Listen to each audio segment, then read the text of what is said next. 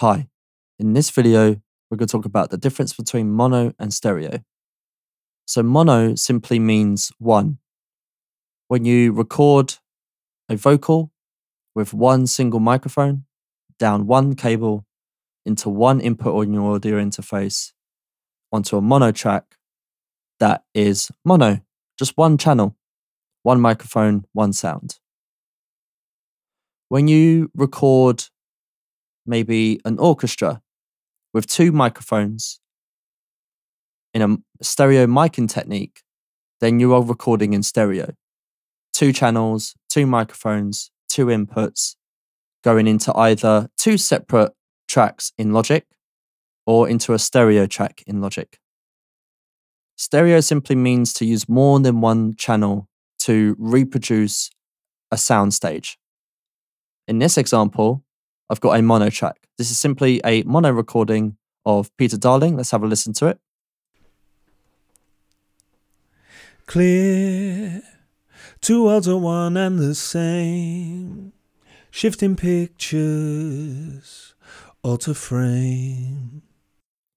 Great, so that's a mono sound, but I'm listening to it in a stereo environment. So the headphones that I'm wearing, I can hear it on my left headphone and I can hear it on the right.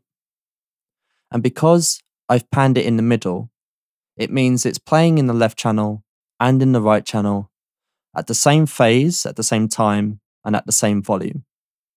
Because of that, my brain thinks that it's coming from the front. Because in real life, if you were to stand in front of me and talk to me, the sound of your voice would arrive at both of my ears at the same time, at the same volume. However, if you were slightly to the left or slightly to the right, that would change everything. So again, I'm listening to this mono sound in a stereo environment. I've got it on a mono track, but that's going out to a stereo bus because this is a stereo system. However, if I panned it to the left, it simply just plays it on the left channel and not on the right at all. That is effectively what hard panning is. Days are just a term we create And if I pan it to the right, it only plays in the right channel. to determine. And if I play it in the middle, it's simply the same volume on each channel. We're awake. However, in the real world, what happens is if you're slightly to the right of me and you speak to me directly, but my head is facing forward, your voice would arrive at my right ear sooner and at a higher intensity than it would do the left ear. It's fairly easy to emulate differences in intensity, minus the way my head masks the sound, by simply panning it right, for example. So it just plays in the right channel louder than it does the left. Clear, two worlds are one and the same.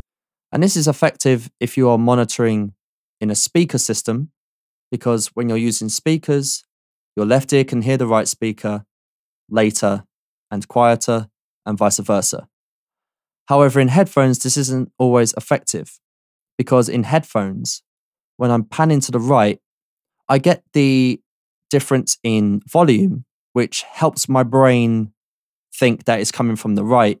But what I'm not getting is a difference in time that happens in the real world. That's where the Haas effect comes in, for example. So if I actually just pan this into the middle and then loaded a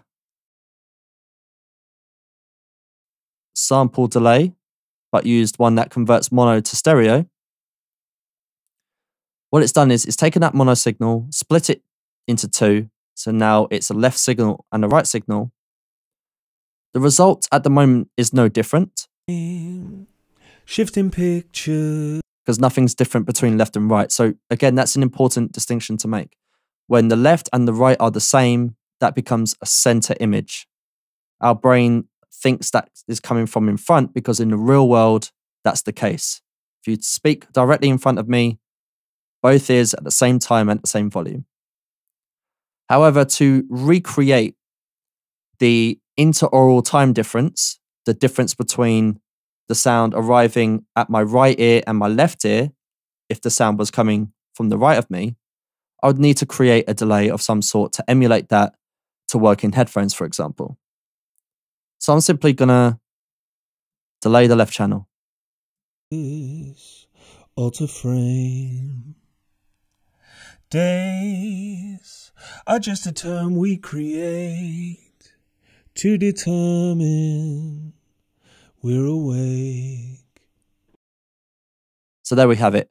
I use a delay on the left channel plus a bit of panning to better recreate the effect of a sound coming from the right of my head and the way that my brain decodes that information and says the sound is coming from over there. Thanks for watching, and I'll see you in the next video.